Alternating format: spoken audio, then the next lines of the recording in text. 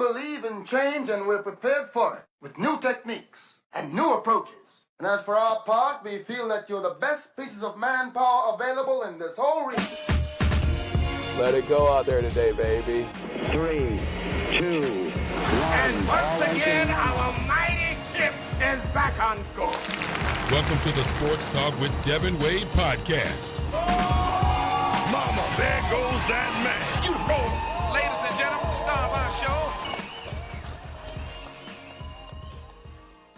Welcome to another edition of the Sports Talk with Devan Wade podcast. So glad that you are here. And I will tell you this, a lot going on in the world of sports and in the world. And we have our own unique way of talking about these things. And when I say we, I'm talking about this time out Reggie Brown, former NFL wide receiver, former all-swag wide receiver, and a great offensive coach and an administrator. He's done a bunch of stuff, like all of us at this point. We've all done a bunch of stuff, but he's done it well at every level. We'll talk to him in just a second. But first of all, want to remind you, and I have to remind myself, for all of those who are listening, that you can subscribe, like, and really be a part of what we do here. And again, thank you for all of those who are watching us on YouTube. That's picking up. We need you to subscribe at Devan Wade, DEVANWADE.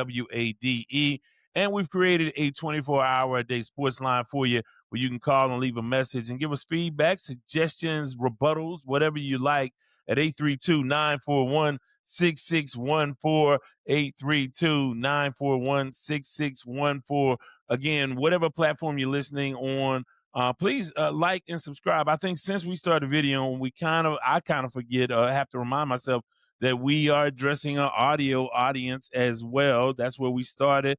That's where I think it's the most intimate, when you just hear our voices and, go about your day, whether it's walking, driving, cooking dinner, and you just have us in the background and listen to us that way. But however you ingest the content, we always appreciate suggestions on how things can be more interesting for you, things that you might want our take on. So with that in mind, I want to bring in our guy, Reggie Brown. How are you, partner? You doing okay today? I'm good. And let me just say this. I've accepted the fact that I am the quasi sidekick.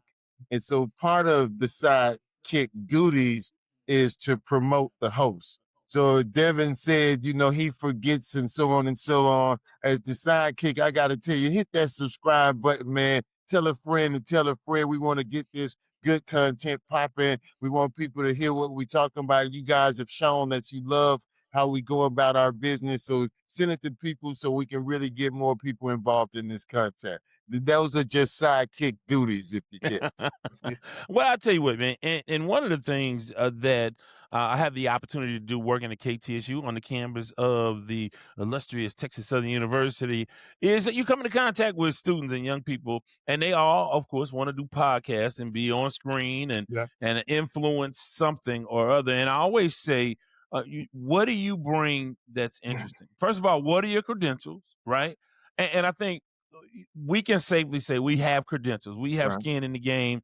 You as an NFL player, me in media for 30 plus years, as a writer, as a radio show host, as a play-by-play person, covered NFL locker rooms, Major League Baseball, basketball, all of those things. So we have the credentials. But the other thing is, how do you break through the noise? What is unique about the messaging? And I do think as we grow and expand in this space, we are able to add commentary and a perspective that's, you don't hear a lot of other places. So I think that is what makes us unique. So you said, well, why am I listening to these guys? Well, we've been in the game for a long, long time in different ways, right? We've been surrounded by especially football. We've been really surrounded by that, but also just a unique life experience. We have enough insight to have different insight than maybe a lot of people. So as we talk about these subjects, we may veer off into one area or another. And that's the point, right? That's the point. Yeah, I don't think you're going to tune in for scores and highlights and a rehash of a lot. I think you need more than that. And I think that as you and I have sort of developed our chemistry, that is the thing that I think it's evolved into, because we do go into areas that are not directly related to a game or a team, as it Well, were. And I think that's the space I like to live in anyway. Well, I think it's two things. One, I think is absolutely authentic. We don't necessarily come up with this script. I mean, we say we're going to talk about some basketball and some football, but we don't script it. It kind of just flows naturally. And I think the other thing, too, with the authenticity of what we do is we do allow it to go there. Like we're not trying to get to the cowboy story or the this thing. We're having barbershop talk, and wherever that takes us, it takes us. And sometimes that's very, very good. And sometimes we can go down some black holes. But I think Yeah. that in the big scheme of things, we're just two homeboys. And I think the people who follow us appreciate that. And I also want them to share it with people, man, because we know we got a good thing going and we just want to get this good content out to everybody. Yeah, what I've been able to do with the Friday Express, my Friday old school Yes, show on sir. KTSU, is build a community around that. And Yes, that's sir. my intent here, to have a village, a community of people who can feel free to chime in and let us know, your referee rant. How did people receive your referee rant? I Well, I mean, think, it's funny because people did talk to me about it and we got into it, but those rants and the things that we do, I think that when people listen to it, they go back to their homies and then they extend those conversations and right. it gives them conversations for the dinner table or the drive to work or wherever. And then here's a shameless plug for you again as the sidekick. Hey man, if y'all want to jam on a Friday night, if y'all want to groove on a Friday night, y'all got to check out my man. He is amazing, man. And me and the wife sit around sometimes and we just laid back, kicking it and enjoying the ride, man. Amazing, amazing jam session. Oh man, it's a whole lot of fun, man. And being on 6 nights, 6 days, but 5 nights a week is quite an interesting challenge. But it gives me an opportunity to explore all my musical curiosities and things that I like, things that I want to share. And same thing here. So, yeah, a lot going on. A lot going on as we speak. The president was rushed off the stage at the White House Correspondents' Dinner. Apparently, there was a shooter, a I almost said a real shooter. I'm not gonna say that. I'm not gonna say. Let's say a a Alleged. would be assassin. I don't know. We don't know. Right? It literally just happened. So as of taping, it literally just happened. And you got to pick your words. got to be a little careful there. Well, the one thing that I would say, first of all, is no matter what party you come from, nobody wants to see the president of the United States attacked in any shape, form, or fashion. Right. It, That's not good for yeah, anything. that's Right. not what we accept. That's not who we are. That's not how we solve political problems. We solve political problems at the ballot box and not, doing those type of things. And so we Well, let's say will. let's say that's not who we want to be. History has shown that we have not always been what we. And when we talk about who we are, let's talk about what we aspire to be, because we've certainly not abided by Well, I those think principles throughout our history. yes, of course. But I think that in the context of the president of the United States, no matter who sits in that space, none of us accept somebody trying to take the Right, president out. And we right. want to That's be very, we very can we clear. condemn that Yes, fully. Like we wholeheartedly. can. Yeah, you don't want to see that. And again, because again, at the end of the day, despite what some people will say, we're still all Americans and we are Yes. on the same team. A lot of people don't feel that way, but if you get rid of enough of us, you'll see what it looks like without us. So, from that standpoint, yeah, that's going on, and condoning violence. We're not for that. And so that's 100% certain. But other things are going on off the field. But I think the more pressing issue is what happened on the basketball court. Been talking in Houston, right? In Sure. Houston last night. LeBron had a late career highlight moment. This will go on his late career highlight reel. What he was able to pull off. The Rockets had a 6-point lead with 20 seconds left. Totally collapsed. No KD last couple. Oh, we 2 of the 3 games. Not no KD. They're down 0-3 now.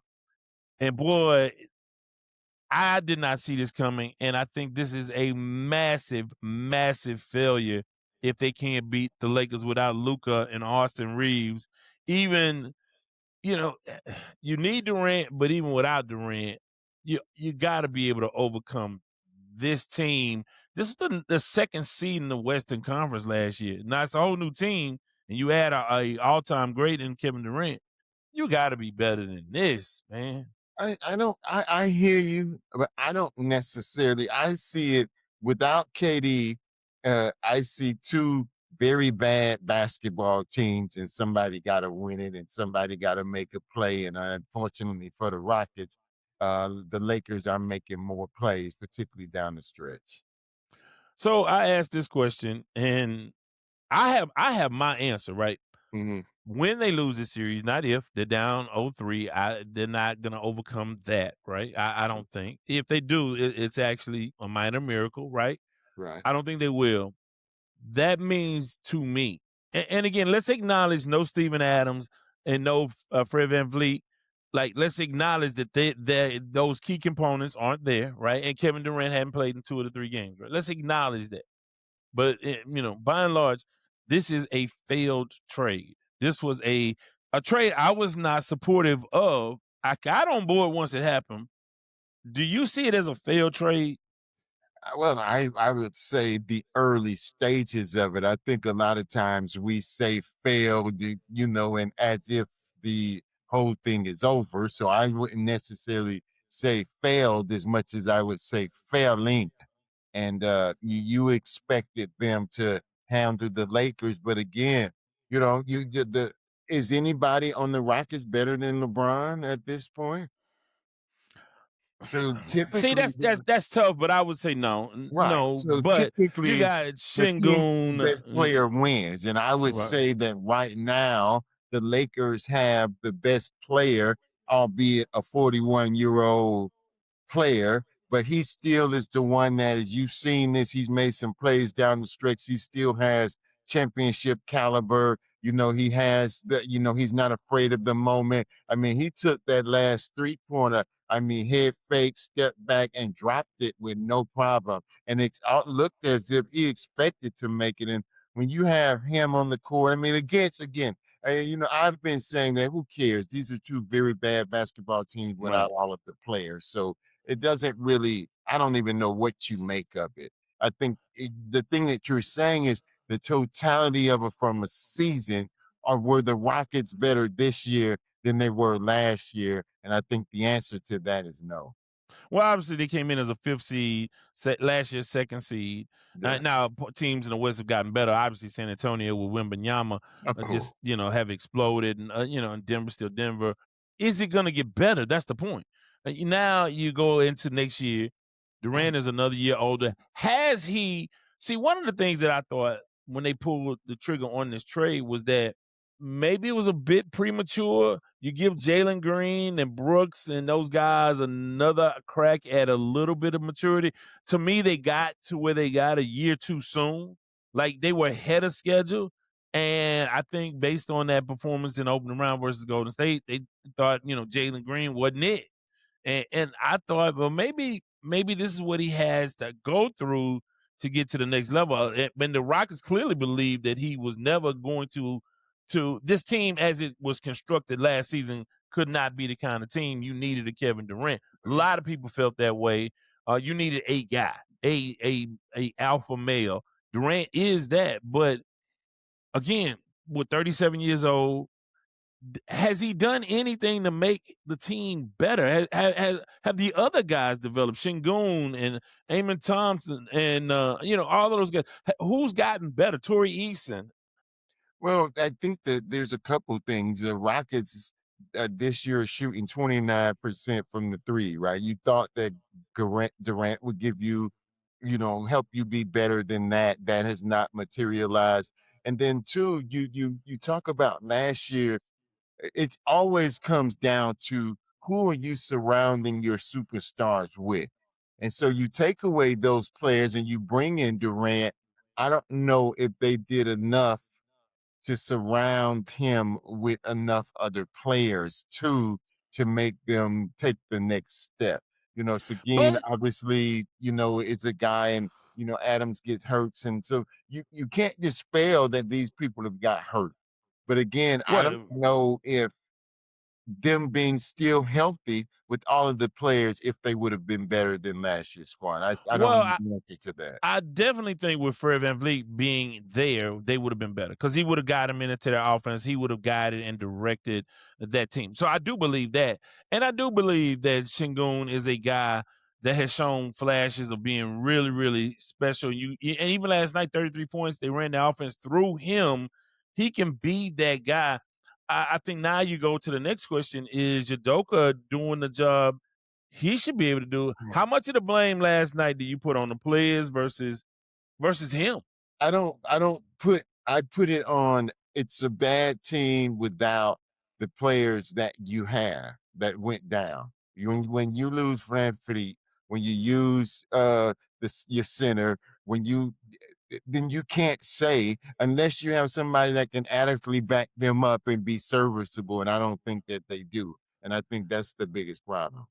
Well, I mean, again, you're a 6-point lead with 20 seconds left. You got to Right. close the Yeah, show. yeah. You can't, dumb foul, the bad Jabari Right, Smith play. those are players. I don't put that on the coach when players make knucklehead plays, man.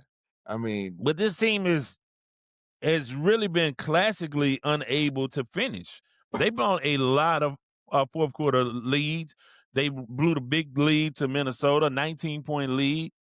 Things like that. but it's like you say, but I do think when you don't have your guy who can get you into the offense, and when you don't have a center that's going to be there down the stretch to help with the heavy lifting and the rebounds and the stuff, then this is what you get. Now, again, those bonehead plays and that last steal by LeBron, I mean, come on, man. You got to grab the ball. Coach got to call. I think they had a timeout left. Coach got to call timeout in that, so there's a lot of blame to go around. But again, I just don't think the team as constructed with the injuries had much hope. So Yeah, I just think, wow, I thought Rockets in 5. And again, I don't think anyone, and I've said this over and over again on my let me different just platforms. preface this. You said Rockets in 5 with KD being totally healthy. Right. With KD, yeah, with KD, right?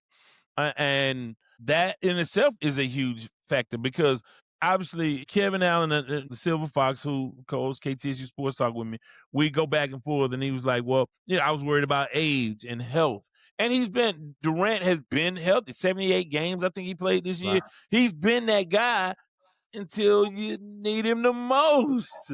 And again, you don't blame age on the injury, but age damn sure don't help. And I know, like, you can say, but when you start, the injury thing, what can you do, man? You come down wrong. I mean, there's so much, I get it. The injury thing is just what it is. Hopefully Anthony is well with Minnesota. He just went down, hyperextended his knee. Hopefully he's fine. It's something that you can't really control. It just is what it is. Ultimately, though, you asked the question, did I think it was a failure? I do not think the story has been written. It depends on what they do next year moving forward. Having Durant now for a few years, and how do they surround people with him? What moves do they make? But certainly it's failing. Yeah, and I think you look at the thing that I liked about the team last year, and it's key. It's true that when they needed a key bucket, who was your guy, right? That's certainly fair, right? That's fair. But they had a team full of dogs, man. They had a team full of buy-in. This is not the same defensive team. Then you look at Dylan Brooks, a better, improving three-point shooter and a defender. Green has had a nice season. I mean, Phoenix they don't have a chance, but they're gonna do what they do. They're gonna give it their all. But this is just a different constructed team. And I just, I don't know. Do you make a move at coach? Do you who has? I mean, you starting to hear some of the rumors because of how they lost. I think that's premature. No. But I don't see how you make a move when 3 of your top players haven't been in the playoffs with you. But to say your season is dependent on Steven Adams, Fred VanVleet to a large extent. But you can't. So that tells me also the organization didn't prepare. Like, who is your backup guy? Who is the guy that? I mean, do you need a veteran? You remember this? Now they call him toxic, but the results are the results. Chris Paul was out there at the end of the year to give you some veteran presence out there. Now again, he was shot as a player just about, but just the mind to have a coach on the floor. I don't know. I mean, to say that you invested all of this and you have all this young talent and you built this roster, and one man goes down and essentially saying, well, hey, and if the one man ain't an all NBA player and Fred VanVleet is not that, No. then you got to be able to overcome that, right? And this happened before the season. Well, they knew going in. So that's why I disagree. I don't think the Rockets were constructed. You know how there's some teams that you're constructed with the superstar that leads the charge and they're going to get you there. And then there are these teams that are the sum of all of the parts. And I think that that's what the Rockets were. And when you start losing some of the parts, it really hurts you, where in other situations, because you have the bona fide superstar carrying you, you can overcome. You correctly state the Rockets are not that. Kevin Durant is not carrying them to a championship. It is the sum of everyone that will help them get to a championship. But if you look going into the season, let's remember what we were talking about in September and October, right? Aaron Thompson is going to get much better. Şengün is going to continue to eat and thrive. Jabari Smith, who he was a guy that could have been a part of the trade. They held on to him. He was going to develop. Then you get the text messages and Durant, his persona, you love them text messages, bro. But I mean, there's a lot of truth in our insight into what I guess his truth is. When you see those kinds of things and you say things about Jabari Smith's mental capacity and these guys on, he felt like, or his ego, super ego, whatever it was, felt like that this was not a good team. Hey, what do you do with that? Like, what do you do with that? That says, that's not how we talked about this team going into the season. That's just not how we talked about this team. And now all of a sudden they trash. Thompson is trash. Jabari Smith is not, I don't know, man. It is that being said, I don't think they were ever in a position to be better than OKC. And I think for the next, if they can keep Wembanyama upright for the next 5-10 years, that young man is going to own this league. But he's fragile too, though. When I hear you saying that, and I think he will own the league from a dominant perspective, big man perspective. But man, you sure be dissing OKC, man. It's not that. I think it's theirs to lose. I mean, if you have to give me a favorite, I will go them, Boston, San Antonio. But I'm saying moving forward. Moving forward, you keep that kid is gonna get. That team is so good. Yes. Not just him. Yeah. Not just him. That team is really good, and they're showing you that, right? I mean, obviously they're gonna need Wembanyama. But that's where it comes down to: how do you reload? What does Oklahoma do to combat that? You saw it with the Bulls. Their core was there, but they kept making changes. You bring in Steve Kerr, you bring in Rodman, you bring in Ron Hopper. They kept making these changes to keep things going. And it'll be interesting to see how Oklahoma keeps making these changes to keep up with San Antonio and keep them at bay, if that's even possible. Well, what I will say is the difference is this team is young and getting better, right? That OKC team is still relatively young, with success and guys wanting to get paid and guys plateauing and all of those things. Those things can happen, but boy, this team, you talk about their nucleus is wide and deep. And think about this. They're doing all this, and they had a ton of injuries. Jalen Williams missed a lot of time this year. Hogan missed time. I mean, a bunch of guys. SGA missed time. Right. So they've done all of this while missing key components to their team. So they're not going anywhere. I think that is the next big rivalry brewing, right? That can Yeah. get the league Yeah. intrigued. Is for all the success Denver has, man, people just do not care about Denver. You have a four-time MVP in Jokic or something like that, 3 or 4-time MVP. We never talk about that team. And I know a lot of it is depending on Gordon's consistency but nobody ever really celebrates what they were in their little run and how good I mean, they're still potent. I'm sort of surprised that they, what happened against Minnesota. They kind of seem to be struggling more than I anticipated, but Right. they'll be in the mix too. So we'll see, man. I haven't watched as much of the other playoffs as I usually would. The Knicks series has been interesting. That's been an interesting series. They're not performing to the way that we thought. The Knicks. You grow up and you see there's this nostalgia around the Knicks. Unearned nostalgia too, Right, right? that's what I'm about to say. Right. I mean, everybody, it's like the Knicks, and I The think good old days, Willis Reed. Because for all of Earl Pearl and Walt Frazier and Phil Jackson yes, and what was the senator's name? For all of that, Bill Bradley. yeah, For all of that, and Ewing and Starks and yeah, you got one championship out of Mello. that. Yeah, All of that, yeah, yeah. yeah. I think it has more to do with the nostalgia of just New York, New York City basketball, rather than the actual It's team. that the classic East Coast bias. So Nah, I think it's a 3-man. I yeah. think it's a three-team race to the championship, and I think that's why I've not been as intrigued. I don't think the Knicks are a threat, and I certainly don't think Atlanta's one. I think Boston, Detroit. Let's see what happens with Detroit. We'll Interesting. have to see. So those are worth keeping an eye out on. So because I'm not. Let's see. I'm not the die in the wool basketball fan that I once was, right? A lot of things have changed with the league. I'm not alone in that.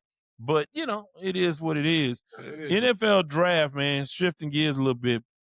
NFL draft, what stood out to you? Anything stand out? Because that's another thing. I didn't study the draft like we used to back in the day.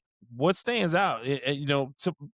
I mean, if I had to go first briefly, I'd say Ty Simpson to the Rams is a little bit of a surprise. But what about you? What did you see that sort of surprised Yeah, you? the Ty Simpson thing. I thought that they liked the quarterback and they got Matt Stafford on board and said, "Look, this is your job to lose, but we're gonna groom somebody." Now, do you do that in the first round? Hey, I don't think so. yeah, that's in my mind. But I think that teams like the Rams, who, young coach who wants to keep staying that's that whole Green Bay way of thinking. We're always going to have a quarterback ready to go, and that, it's a quarterback driven league. So, and maybe they saw something in him that they really, really liked, and down the road, he's going to be good. There's been a lot of talk this year. It's been said that it's a weak draft. And I think that that's part of what has happened.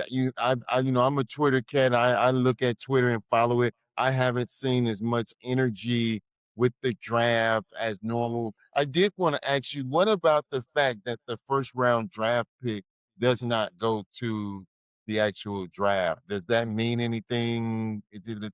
Anything to you? No, no. No, I mean, if you think about it, the draft has evolved a lot in just 30 years. So it's been a lot of things, right? I remember going to the Marriott and watching the draft at the Marriott Hotel back in the day. This was the David Williams draft because I wanted him to Oh draft my. Louis Oliver, and they He passed on went to Oliver. He Miami. went to Miami. He ended up in Yes. Miami. Big safety back then. I fancied myself a big safety, potential big safety Uh-huh. in my mind, whatever that would have looked like, right? Right. And I was into the big safeties, the Stacy Fulchers, the Scott Case, the guys that could deliver that Steve Atwaters, those kinds of guys. It used to be guys would be at home and it would be a quick thing. The NFL started to decided to capitalize on it, making it a 3-day event because of all the energy around it.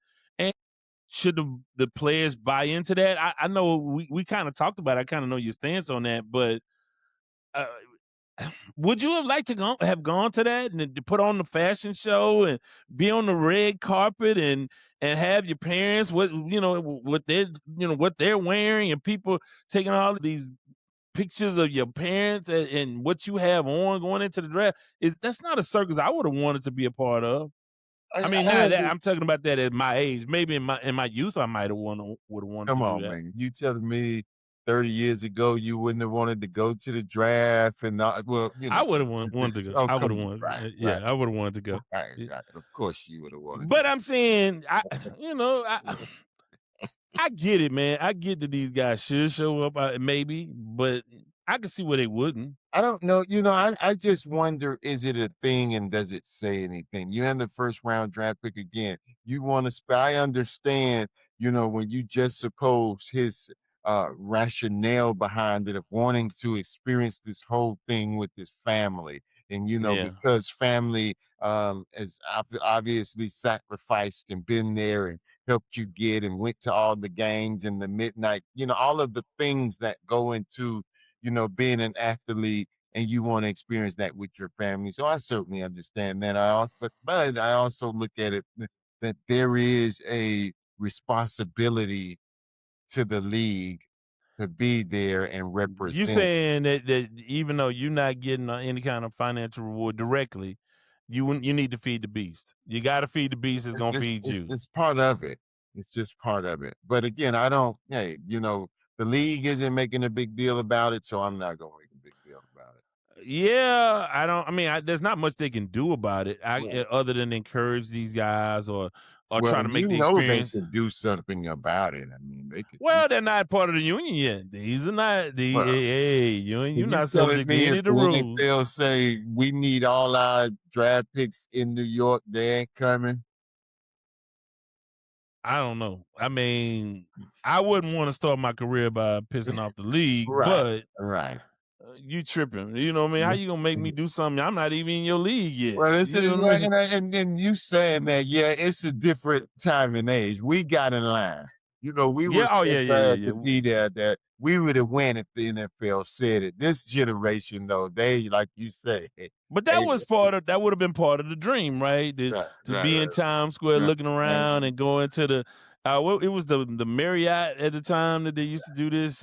yeah. But also now they got to go to like Pittsburgh. Like, does that make a difference? You know what I'm saying? Like, you want me to go to Nashville? Multiple times, and okay. Well, my people are from there. My mother's family is from there, so I grew up going to Pittsburgh. But yeah, I went to Pittsburgh for family. But yeah, but I'm saying it was in Nashville. Would you rather go to Nashville or stay with your folks? I don't know. Yeah, I got you.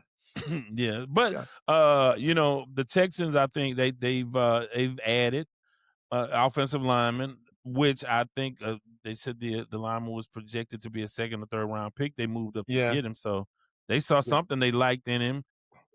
Got a defensive tackle, Ohio State, which that kid's story was really, really inspirational.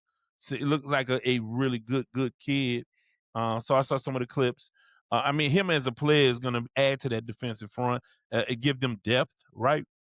And as these guys get older, you have a guy that can step in and replace. Then they added another tight end. That tight end room is going to be crowded with Stover and Dalton Schultz and Foster Moreau is on that team.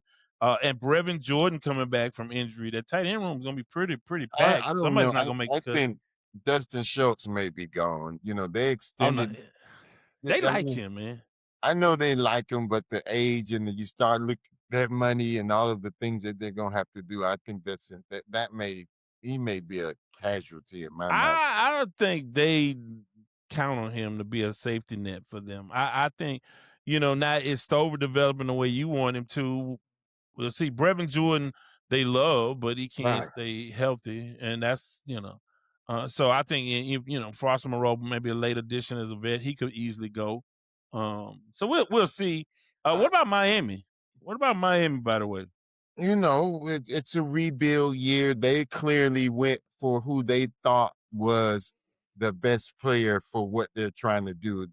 A lot of people in Miami believe that they reached on the offensive lineman from Alabama. Nick Saban came out and made some statement. He's one of those guys that's a really good guy, but has some weight issues. And so, they said that they reached, the interesting part for me was they drafted two 6+ height receivers, which is totally different than what we had seen with the Dolphins. And so you see them going a different way with the style of offense that they want to play. They got the tight end from Ohio State who um, probably caught like 20 balls, but he's a tight end. They call him a six lineman. That he operates that way. So the offense that we had been seeing in Miami, Cheetah and Jalen Waddle and A-Chain and all of that, I think that's gone now under the new regime, and we'll wait and see what happens. I saw something that was very interesting. It said that only 30% of the NFL players actually project at their drafted spot. I can see that. Yeah. I can see that. I mean, 1 in 3, one out of every 3 is gonna hit. Yeah. Nah, but that could be good and bad, right? I don't know how it was framed, but if you are a 5th rounder and you become a all pro or a Yes. Pro Bowl player, you Yes. didn't project where you were supposed to. You were Right. better Well, than yeah, your it projection. framed it in that way that if you outpaced your draft position, then you got points for that. And so, but it was interesting because 30%, man. And now they caveat it with the fact that these guys may stay in the league for 2 or 3 years because you get drafted in the second round, so they're not gonna cut you. You're gonna get the 2 or 3 years of the contract and stay on the team, and then, maybe we end up a journeyman. But the fact that only 30% project at where I mean, I probably can get 30%, bro, as a general manager, man. You would think, man, but you just don't know, man. Because look, we all have guys that we that are or body types that we like or styles that we like, and we might ignore another player that's really really good because we like this kind of receiver. If you like the big receivers, we see this. Or some Raiders do this for years. They're gonna draft speed receivers with Al Yes. Davis. You Yes. can you can be big, you can be small, but you better be fast, Oh, yeah. and they gonna get them every time. They were a sucker for speed, right? Yeah. You see it all the time, man.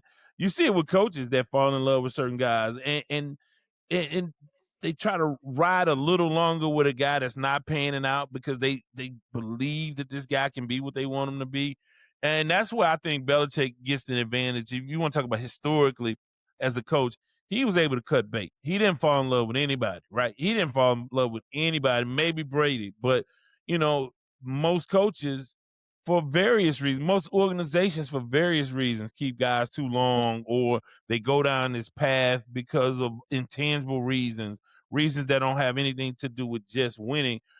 I think one of the things about that New England era, right, is that although you dedicate yourself just to winning, that is not good for a league or a fandom.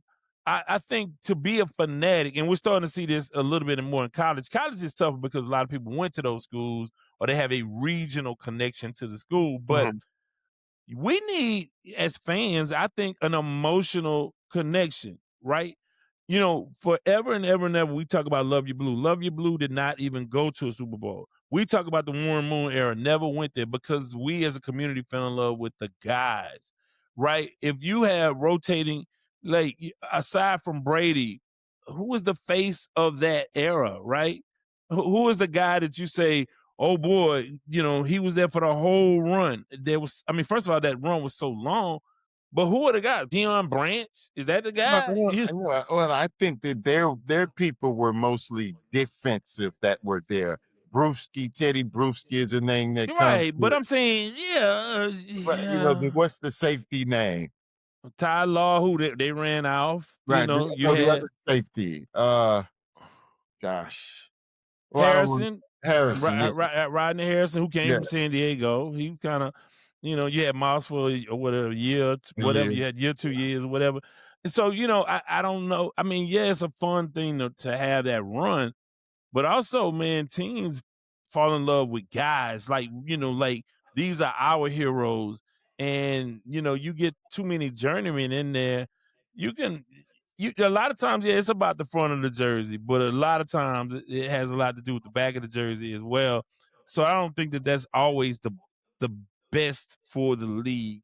And I know people might think that sounds totally crazy. You root for guys because you want them to win, right? I don't care if Bud Adams wins a Super Bowl. I wanted Warren Moon to win one. I wanted Earl Campbell to win one. I don't, and I probably would have been happy either way, but would I be thrilled if Matt Schaub was my quarterback to go to a Super Bowl? Do we have fond memories of that? The reason why this city loves the Rockets. You had two Houston guys on that second championship, and Dream and Clyde Drexler. And then beyond that, you had a bunch of guys that had been here for a while, and people, just Rudy T led that team. He was a lifetime Houston guy. So I don't know. I mean, I know that's sort of off topic, but Well, that's I do think that you fall in love. That you talked about New England. Theirs wasn't about players though. Theirs was about a style of play that they wanted to play, the way that they go about their business. And you talk about, some people want speed and this. That New England dynasty was all about we want disciplined, hard-nosed football players. And me and the buddy had a conversation. Have you been a get the best player at the position or the best player, period, when you draft? so you saying that with the best player at my need position or just the Yes, best overall player? best overall. Well, it depends on where I am. Like Right. if I'm picking in the top 10, I'm picking the best guy. If I'm a team like the Rams, like them taking Ty Simpson, I would have taken the best player at the position that I needed or traded down. I probably would have traded down. It's no way at this point where you're that close, back-to-back years. You almost beat Philadelphia the year before last. Then you in the championship game against Seattle. You're right there. And if you can get that one extra piece, Nakua has been kind of weird and a lot of stuff about him. Do you want to make sure you got an insurance policy with a really top-notch receiver you can bring in for depth? That's so it kind of depends on where I am. If I'm at the top, I'm going to take the best player at the position that I need. If I'm at the very bottom and I'm building an organization, obviously I'm going to take the best player on the board. Yeah, You and know, that's the conversation we talked about with the Dolphins. Obviously, the Dolphins are in a rebuild, and they, some of my people down there in Miami who I talked to say, "Yeah, we got to get this player." I'm like, "Look, we need to get whoever the best player is, get him. That's it. Nothing yeah. else to talk about because this is a rebuild this year. We're not going to be very good, so you just want to get a roster full of great players. And 2-3 years from now, when we're really ready to compete, we got a strong, solid roster." One of the things that Eddie, your teammate, your boy, your partner, head coach at Alabama State, Eddie Robinson, we talked about this on the podcast, but because again, he used to be a part of these, all the time, is that what the Oilers did was sort of that redundancy. You're gonna pick a guy in the first round, you're gonna pick the same position in the third or fourth round. So if the guy at the front doesn't pan out, maybe you got a chance with the guy in the third or fourth round. And also, I watched that team really essentially build in a variety of ways, but primarily through that offensive line. Yeah. I think that changed my philosophy on Yes. everything. Right, it really did. Like if I was at the bottom, I'm going all O line, D line because you can make a trash quarterbacks look a whole lot better if they got time back there. You can make sausage receivers a lot better if they have more free time to run back there. Yes. So I am a full big time believer in even at the expense of a quarterback. Obviously, this is a quarterback league, but anybody can look bad. Look at Justin Herbert, right, for the Chargers. He is good. He looked horrible because didn't the Texans sack him like 8 times or something like that? He has no protection, so it doesn't matter. Like nothing matters if you can't protect up front. So I would expend a lot of resources and energy trying to build that offensive line. From that, even if you can control the clock and run the ball, get pushed, you in more games than you're not. Now, let me say this since you brought it up. I think that's going to be one hell of a football team this year, the Well, Chargers. yeah, you know who I wonder about? The Giants, the New York Giants with Harbaugh there.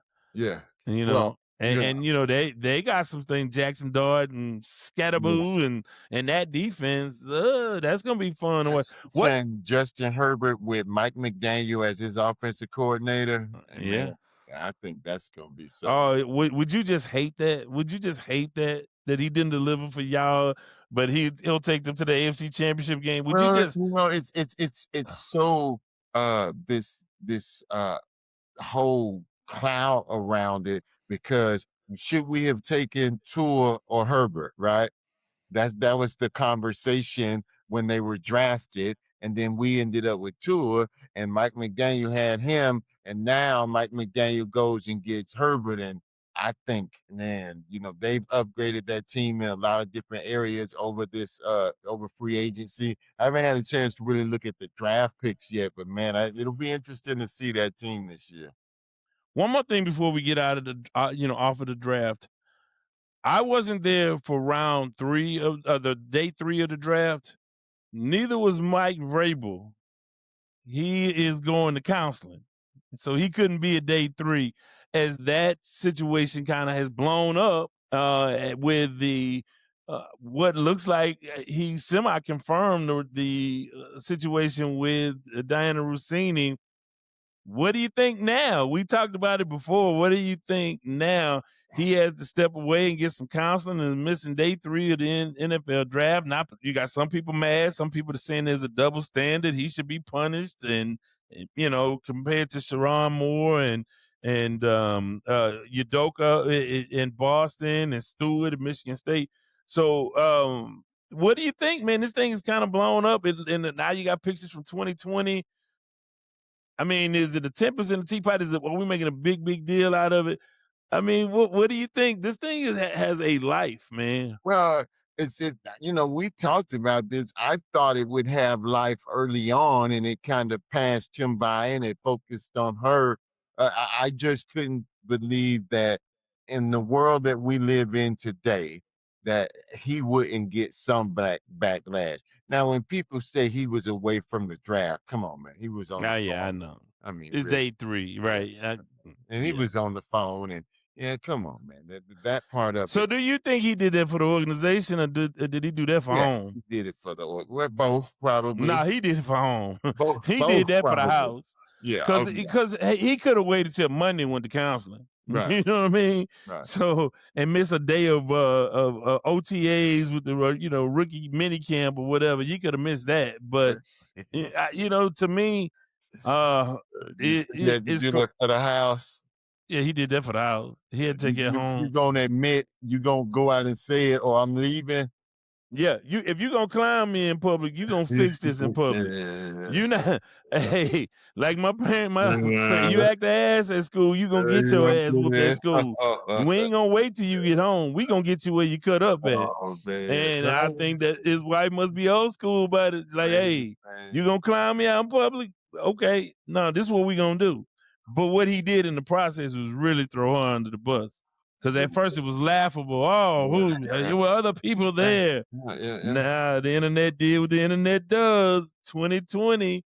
Hey, And this is speaking of that, I don't want to not to cut you off, but do you think Moore, having went through his court case now and got probation or whatever, and half of it got thrown out, will he get another job? who's that? Moore. More. Yeah. A lot of that depends on. A lot of people didn't think he deserved that job when he got it. Right? He kind of skipped the line to get the Michigan job. And he had the success, right? And he guided him and he did his thing, but it depends on him, man. How do you go about building your career back? What do you do? Somebody kept saying, well, it's a double standard. The black men got fired and they lost their jobs. But this Vrabel thing is different. And I'm going to tell you why it's different. If Udoka would have messed with anybody out there in the streets, it would have made TMZ, but it wouldn't have affected the team. When you mess with somebody within the organization, a perceived subordinate, right? Can't do it at the job, man. Same thing with Moore. Moore gave the young lady a promotion. He brought her into the fold. This was a young person working under his program. Can't do it, man. Stewart, I think, was with us. It was a student, right? It was. You cannot do that.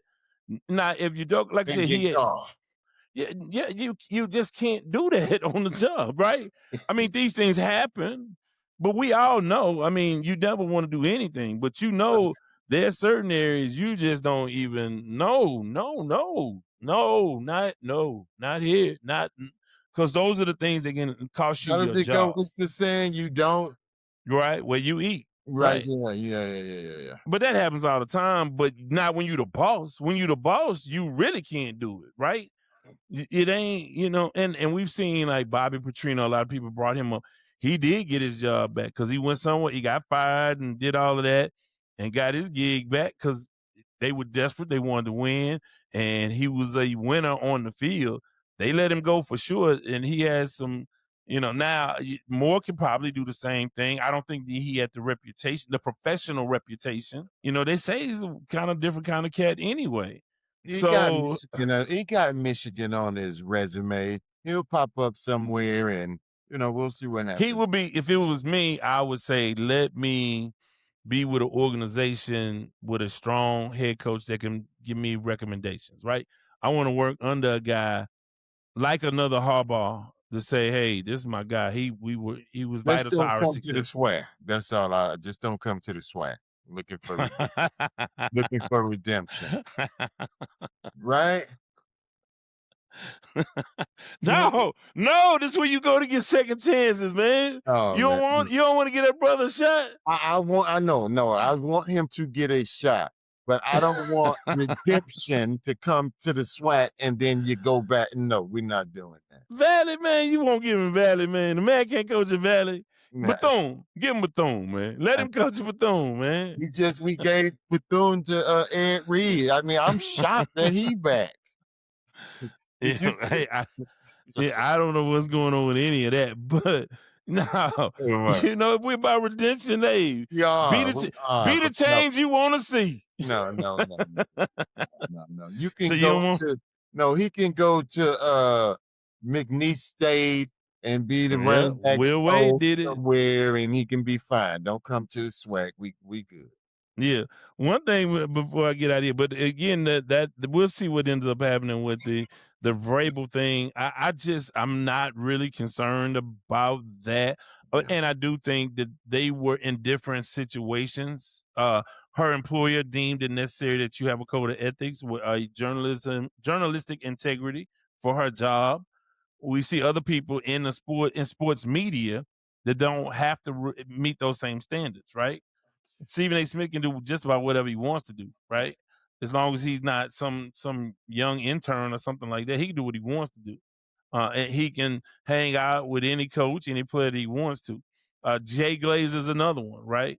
They can do whatever they want to, but her publication, that sends a bad message though, where the female gets fired and the male goes to counseling. But they work for two different employers, though. I understand that, but it's still in the big scope of things sends such a bad message that I don't think it sends a bad message. I disagree. But go ahead, elaborate on that. Well, I said from the standpoint, I got you know this. I got 5 daughters, right? And so I may be a little bit skewed in the way that I think about it based on my life experiences, but I just see it as, the girl loses her job. You can say the organization, whatever. Well, she resigned, but formally, yeah. Right. Okay.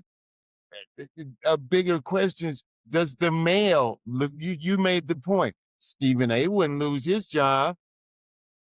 But if it was, say, what's the lady's name? Stephen A. was at the Atlantic, would he lose his job? What about Kim Mulkey? If Kim Mulkey did that, Kim Mulkey would not lose her job. If Kim Mulkey slept with a male reporter, she would not lose her Oh, job. it would be it would have been much more scrutinized and talked about if than Grable. We didn't talk about Grable at all. Again, it was he the man. Oh, he got old girl. But now, I mean, now it's maybe picking up steam. Kim Mulkey from the beginning would have been eviscerated about having an outside of her You marriage. might be right about that, but I don't think she would have lost her job. Well, she may have not have lost her job. You know, I but mean, give me another high-profile female coach. Like, if a coach dallied a little bit with a reporter, that's not a big deal. This is an organization, and you talk about leadership from the top. Look who the owner is. Look at who that star receiver. What kind of things he was involved in, right? You know, what are we really talking about here? And they just got through going to the Super Bowl. Hey. So while you saying this, so you gonna act like you just ain't gonna talk about Klay Thompson and Megan? I don't know what's the truth about that. So what I've seen a little bit of everything. She cheated, he cheated, conflicting. I don't know what's real. So tell me what really happened. I'm just like, I gotta get with my daughters and I gotta And they'll get tell you what the real. Then Yeah. I'll be back next week, and that's what we can pick up on. Because I would say this. Hey, we talk about the instant trade results. The instant trade results, Klay lose this one. Yeah. However, these guys tend to rebound. You look at some of the guys like Jeter and David Justice, and you're like, oh man, David Justice, you were married to Halle Berry. And then you look up and you're like, okay, well, he didn't fall off too bad. I mean, he landed on his feet. Yeah, he did. But on the initial, I'm like, wow, man, that is, and she can cook. Yeah, I don't know. Did you see what she did for Thanksgiving? Oh, man. Say, man, hey, man, that goes on the scorecard, bro. All the other stuff speaks for itself. I don't know if Sunday dinner that sealed the deal, though. I don't know if that's what. Hey, man, we didn't seal the deal, but it was like, okay, yeah, all right, well, oh yeah, it's that cherry on top. It's your signing bonus. So I don't know what to believe about that. I don't know. Yes. But I tell you what, boy, that he at least he been to the mountaintop. I can tell you that. Whatever happens after that, he climbed Mount Everest. You know what I mean? I do want to correct something from last time out. I don't think Mark Duper was there. I think it was just Clayton at the golf tournament. Okay. And I went on and on saying he was there. They were both there. I think they were both advertised to be there. I don't think Duper made it, but I'm not sure about that. Now, that's a very small thing, but I do worry about my reporting integrity. I want to make sure I got that right. Yeah. Anything else before we close out, man, as we wind this one down? Yeah, man. Again, I certainly want to, once we get the details, pick back up on the story of the day. And again, I hope the president is well, again, just to revisit that, we don't want to see any danger like that. And hopefully, we can get to a place where people are talking rather than resorting to those types. Yeah, I don't even know what really happened for sure, because you've heard all kind of reports. So whatever happened, it ruined the correspondence dinner, even though they were trying to go forward with it. Who knows what really happened, I guess. I was thinking about this. I was thinking about this. We're the last generation that could believe what they saw. Think about that. And that's sad. We're the last generation that can believe everything that they saw. Yeah. And in a lot of ways, we saw more than anybody else, right? Because then you started getting phones with cameras, and then you had the camcorders, going to Freaknik and all that. We were the first generation to be able to see everything. Rodney King, right? Wow. Moving forward, it's going to be hard to believe what you see. Have you fallen for any AI stuff yet? I mean, maybe you haven't not known it. I've gotten to the point where I'm always checking it now against AI. So I'll read something and then I'll put it in ChatGPT and say, is this real, before I make a comment on it. And it's so crazy because seems like 80% of the stuff is not real. So you'll see this. Well, I'm even talking about just the pictures, the visuals. You can't believe. Right. That's what I'm saying. That's what I'm saying. Yeah. All of it. When I see something, it's almost like my go-to. Let me send this to, ChatGPT or Copilot or whatever, platform I'm on and ask, is this real? And I'm finding, man, and it's insane the percentage that says no, this is not true, or this is, it's insane, man. They had this little stretch where they were reporting all of these athletes, high profile athletes dying, and then you find out, oh no, that's not man. true. I mean, I hate that. I don't want to go down that road, but who would want to do that? What purpose does that serve, man? Clicks, I guess, man. By the way, you want to see the MJ movie? Have you seen My it? Do you wife, want to see it? my wife, I told you, we got the 5 girls and my wife, and apparently there was a movie night last night that I wasn't invited to again. So they all went and saw the movie, and they said it was good. Yeah, I mean, for me, I lived it, man. For some of the very first songs I ever remember were Jackson songs. I know all of the, and I know it. Hey, man, I know. I go deep on MJ. I don't need to see the movie. I got the music, and that's all I Hey, need. man, that's when you got your curly perm because of Michael. I mean, come on. No, man, I always had that. Nah. That ain't Mike trying to get like your boy with that. Nah, come on now. Yeah. So anyway, man, great opportunity to talk to you. And we're gonna come to you when we can, man, and have more fun. You guys give us your suggestions. Please follow on YouTube at Devin Wade. And wherever you listen to your podcast, you can get all the audio. I've noticed we get less audio clicks now that we're on the visual part, but we don't want to take all of you who listen for granted. Please continue to listen and comment and like and subscribe. And again, if you don't remember any of that, please remember these 4 things. Number 1, I don't do no favors after 6 o'clock in the evening. 2, I ain't got no money. 3, I'm not harboring any fugitives from justice. And 4, bye.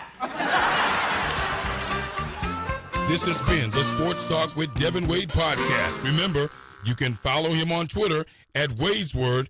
Thank you for listening.